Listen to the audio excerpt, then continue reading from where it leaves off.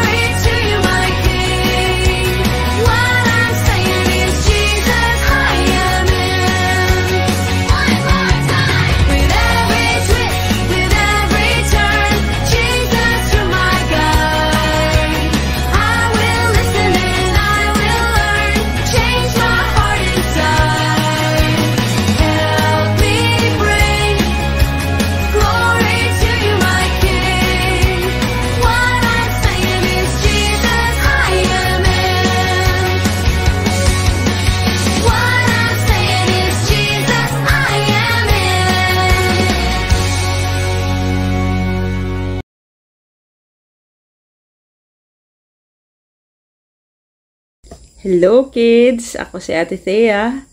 And today, we're going to continue to talk about Paul's missionary journey. So, for the past few weeks, pinag-usapan natin ano yung mga ginawa ni Paul, saan siya nagpunta, para i-share yung gospel about kay Jesus. At saka ano yung mga ginawa niyang trabaho, diba? Last week, tent maker. And sino yung mga taong tumulong sa kanya. Yun, last week again, si Priscilla and Aquila. Tapos si Silas and Timothy sa ministry. And then si Apollos, na tinulungan nila na maklarify yung word ni God. Na not just about the baptism of Jesus Christ in the water, but about the baptism of the Holy Spirit. And then before that, nakita din natin kung paano pumunta si Paul sa Athens, and nakita niya yung maraming gawa ng kamay nila, sinasamba nila. And then pinaliwanag nila na yung sinasabi nilang to the unknown God. Eto ngayon, ang papakilala ko sa inyo, si Jesus yun, yung hindi nyo alam. At hindi tayo dapat sumamba sa mga bagay na ginawa natin, kundi ang sasambahin natin ay ang gumawa sa atin. Tapos throughout these journeys, talagang nagpe-preach si Paul sa iba-ibang lugar at hindi palagi siyang natanggap, no? At kung saan hindi siya tinanggap, sabi niya, sige, lalo na yung mga Hudyo, diba? Hindi niyo ako tinatanggap ngayon, pupunta na ako sa Gentiles or sa atin, sa mga hindi Jewish, diba? At maraming beses nasaktan siya, binubog siya, natakasan niya, maraming tumulong sa kanya. Pero hindi nawala yung pagpuri niya, hindi nawala yung pagsamba niya, hindi nawala yung pagsunod niya kay Lord sa lahat ng mga bagay ito at pagsasalita tungkol sa kanya. Ngayon, itutuloy pa natin yung usapan sa ikatlong missionary journey ni Paul at papaliwanag niya pa ng salita ng Diyos sa mga tao at iba-iba pang mga pangyayari. Pero bago tayo mag-start, let's pray. Lord Jesus, salamat po na ang salita mo ay may kapangyarihan, Lord, na bigyan kami ng liwanag sa aming isip na baguhin ang aming buhay. I pray, Lord Jesus, that we will never be the same again. And I pray, Lord, na tulungan mo kami maintindihan ito, mabilis na pagkwento at makuha namin kung ano yung gusto mong ituro sa amin. Sa pangalan ni Jesus, Amen.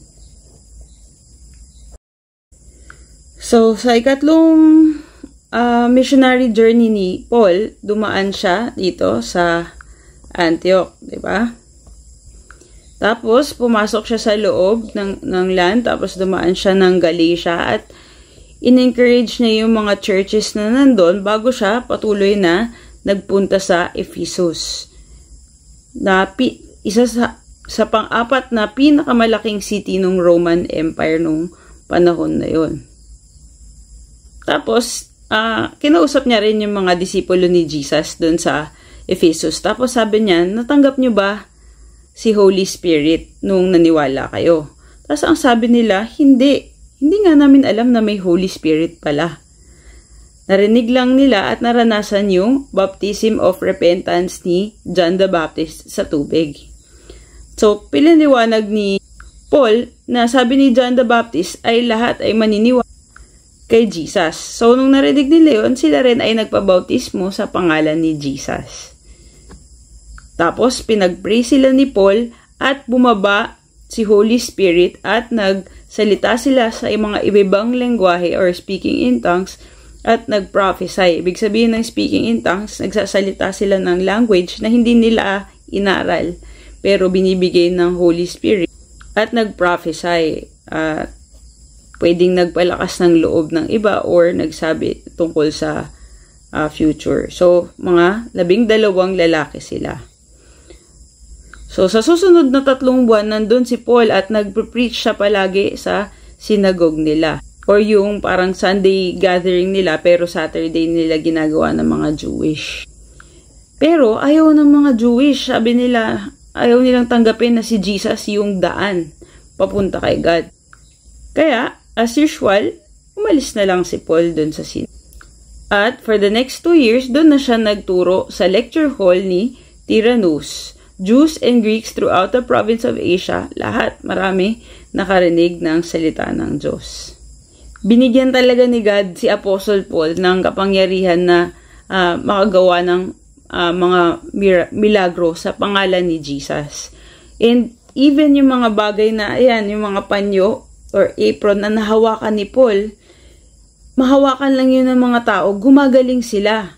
Kaya akala ng mga tao, ay mukhang magic to Pati yung mga demonyo lumalayas. So ang ginawa nila, sige, gamitin natin yung pangalan ni Jesus, gayahin kaya natin si Paul, sabi nila.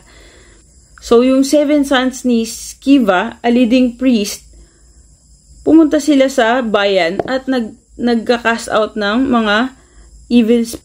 Sabi nila, ginamit nila yung pangalan ni Jesus sa pangalan ni Jesus na tinuturo ni Paul. Ibig sabihin, hindi nila kilala mismo si Jesus. Yung tinuturo ni Paul, labas ka dyan.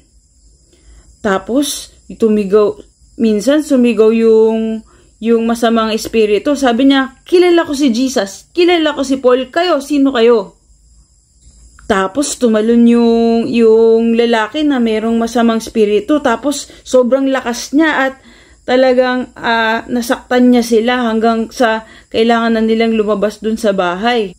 Tapos lumabas yung kwento na yun sa maraming tao. Tapos na-realize nila, hindi basta-bastang Diyos kagaya ng mga ibang Diyos. Itong Diyos ni Paul, totoong Diyos to. Kaya talagang dahil maraming witchcraft or maraming panghuhula at iba-ibang practices dun sa lugar na yon, lumabas sila, mali tong lahat ng ginagawa natin at yung mga magic, yung mga bagay na yan, nilabas nila lahat at sinunog nila.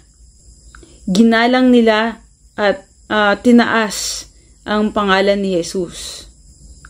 Maraming mananampalataya ay inamin ang kanilang pagkakasala at kumalat ang salita ng Diyos ng may kapangyarihan at sa napakaraming tao.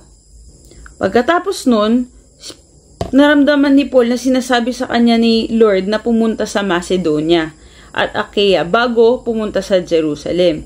So, pinadala niya yung dalawa niyang assistant, si Timothy at si Erastus naman ngayon, mauna na sa Macedonia habang nandun pa muna siya sa Asia. So, 2 taon siyang nagtagal dun sa Ephesus at ang mga mananampalataya kay Jesus ay tinawag na followers of the way or tagasunod ng daan. Ibig sabihin ng daan patungo sa Ama. Jesus is the way back to God the Father. So, sa Ephesus, merong temple doon ng Greek goddess na si Artemis na sinasamba ng mga Romano as the goddess Diana at maraming tao sa paligid ay sumasamba doon. Etong lalaki na to, ang pangalan niya ay si Demetrius, businessman siya at tingnan mo yung ginagawa niya, nagka-carve siya ng temple, ng mga iba-ibang idols at binibenta niya to at dahil maraming ang nagsasamba na ganun, mabenta. Ibig sabihin, kumikita siya ng pera. At nakita nila na maraming nagiging Christian. Kaya nagpatawag si Demetrius na yung mga ibang craftsmen at traders, tinawag niya sila. Sabi niya, tignan nyo, ito yung pinagkakakitaan natin. Pero ngayon, dumating si Paul at sinabi niya sa mga tao na huwag sambahin, hindi talagang Diyos tong mga to. Sinisira niya yung mga kultura natin. Baka mawala na yung impluensya ng Temple of Artemis natin. At mawala yung galing sa Diyosa natin na si Artemis. Nung narinig to ng mga tao, nagalit sila at sigaw sila ng sigaw, "Great is Artemis, God of the Ephesians!" Tapos tumakbo yung mga tao dun sa amphitheater. Ayan yung binilugan ko. Tas sinila nila yung dalawang kasama ni Paul, si Gaius at si Aristarchus. papunta dun sa amphitheater. Tapos, nung narinig ni Paul yung tungkol sa kaguluhan na nangyayari, gusto niya rin pumunta pero hindi siya pinayagan ng mga ibang mananampalataya kay Jesus o yung mga ibang Kristiyano or followers of the way. Pati yung mga official na kaibigan ni Paul, sabi niya, huwag ka nang sumama dun, Paul, at ibuwis mo yung buhay mo. At sa loob, sigaw na sigaw yung mga tao. Yung iba sinisigaw ganito, yung iba sinisigaw ganyan. Tapos hindi na nila alam kung bakit ba sila nandun. Iba-iba na yung mga pinagsisigaw nila. Hindi na nga nilang alam nung iba kung bakit nandun sila. So yung mga Jewish, tinulak nila si Alexander dun sa harap. Tapos para ipaliwanag yung mga nangyayari. So, pinapatahimik niya yung mga tao. Tapos nung narealize ng mga to, ay, Hudyo to ah. Sigaw na lang sila ng sigaw. Great is Artemis, God of the Ephesians. Great is Artemis of the Ephesians. 2 oras, yun lang ginagawa nila. Tapos dumating na yung clerk sa city sap, tapos pinatahimik niya sila. Mga tagabayan ng Efeso. Alam ninyo na ang Efeso ang opisyal na guardian ng temple ni Great Artemis. Kung sinong imahe ay nalaglag sa atin galing sa langit. Kalmado lang kayo nagdala sa mga lalaking na to, pero wala naman silang ninakaw sa templo natin o sinabi laban sa mga sa Diyosa natin. Kung merong problema si Demetrius at yung mga craftsmen laban sa kanila, ay dapat magsampa sila ng tamang kaso, ng maayos. Nandyan naman ang korte at pwede nilang pakinggan agad ng mga opisyalis yung kaso nila. Baka makita tayo ng Roman government na nakikita nila nagkakagulo tayo, tapos sasabihin nila nagra-riot tayo na walang magandang dahilan. Lagot tayo at pag sinabi nilang magpaliwanag kayo, wala tayong masasabi. At pinauwi na sila at lahat na sila ay umuwi. At pagkatapos nun, pinatawag ni Paul yung mga disipulo at pinalakas niya uli yung loob nila. At siya ay nagpaalam na at tumuloy nang pumunta sa Macedonia. Ayan. Pumunta na siya sa Macedonia. Kahit saan siya magpunta, ay napinapalakas niya loob ng mga Kristiyano at sinasabi niya ang tungkol kay Jesus. Pumunta siya sa susunod sa Greece naman.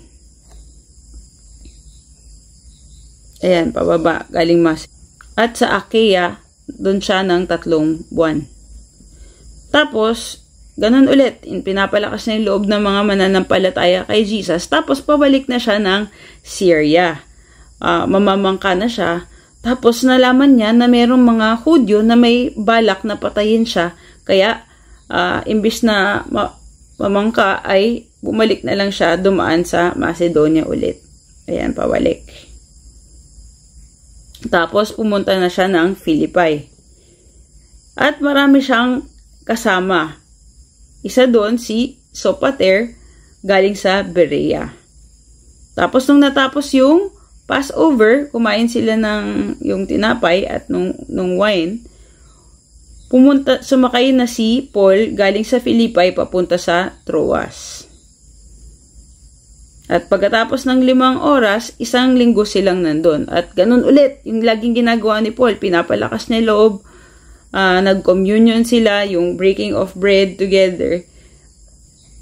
So, nagtuturo siya nung unang araw ng linggo, pero dahil Sunday yun, aalis na siya nung sunod na araw. Talagang lahat ng maituturo niya sa kanila, tinuro niya hanggang sa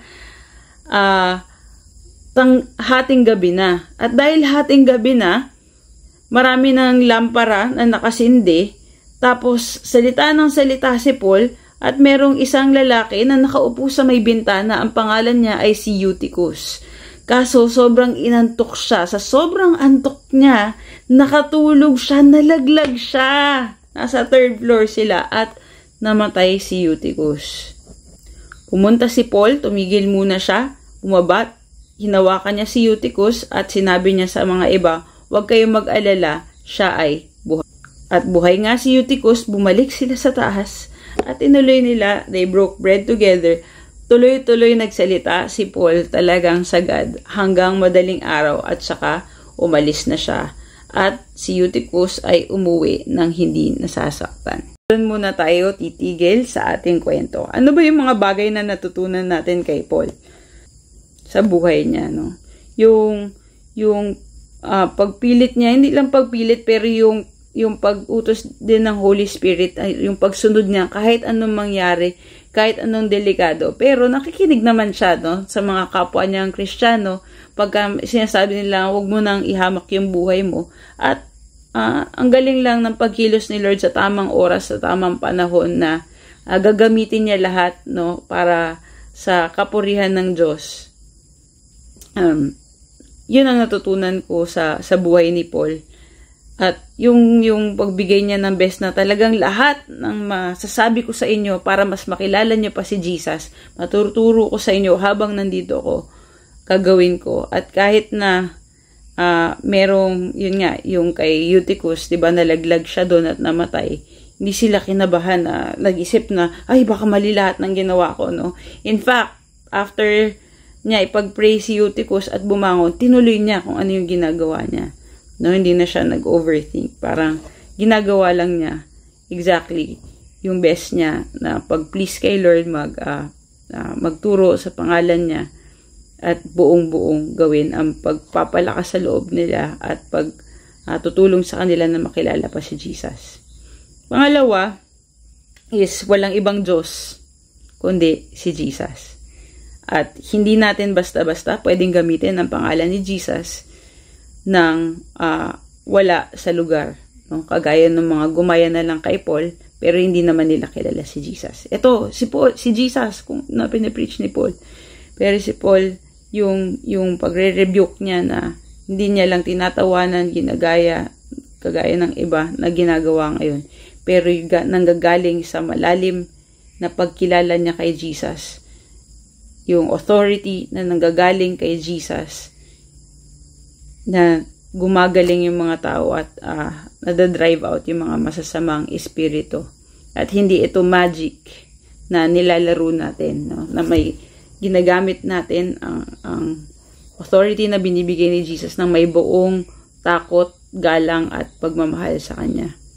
At walang ibang Diyos kundi siya. Let's pray. Lord Jesus, I pray, Lord, na tulungan mo kami na maging katulad ni Paul, na galing na talagang ituturo niya yung buong scripture, yung buong salita mo, yung baptism, Lord, hindi lang ni John, pati yung kay Jesus Christ na pinopoint ni John, and sa baptism ng Holy Spirit, ikaw, Lord, yung nagbibigay ng power sa amin so that we can live a new life in you, so that we can work and move and we will see your word spread widely and powerfully, Lord, sa buhay ng mga tao. Yung salita mo ay kakalat na ng may kapangyarihan at may sa maraming tao. And sa panahon na gagawin mo ulito, ngayon, Lord, I pray, Lord, na ihanda mo kami na magkaroon ng takot sa iyo at paggalang sa iyo, na hindi namin baliwala kung sino ka, at makita talaga namin kung sino ka, at hindi kami matakot na magsalita sa pangalan mo at ipakilala ka sa iba. Sa pangalan ni Jesus, Amen. God bless you.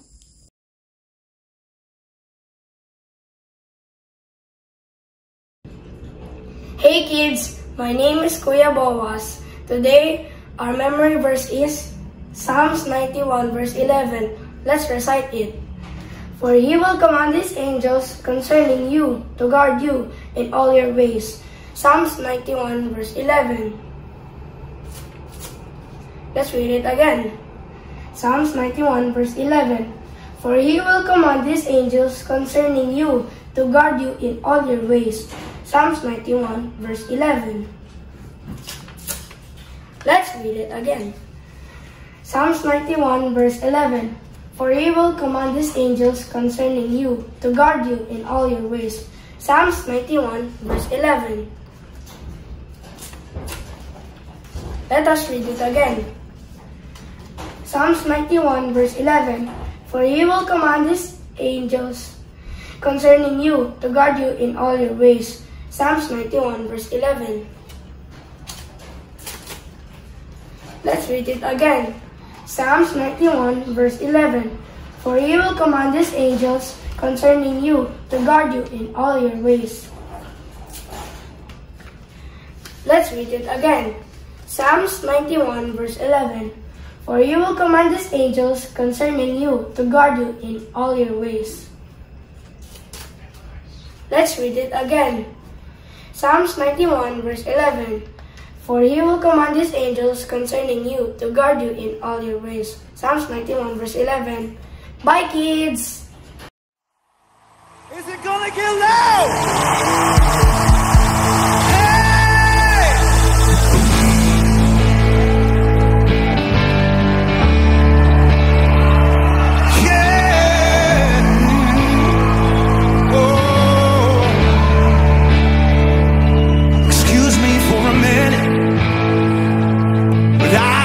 Song to sing.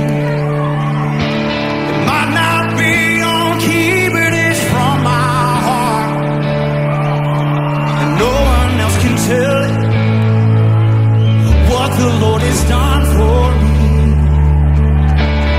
This might take all day, so I better start right now. And it might get loud.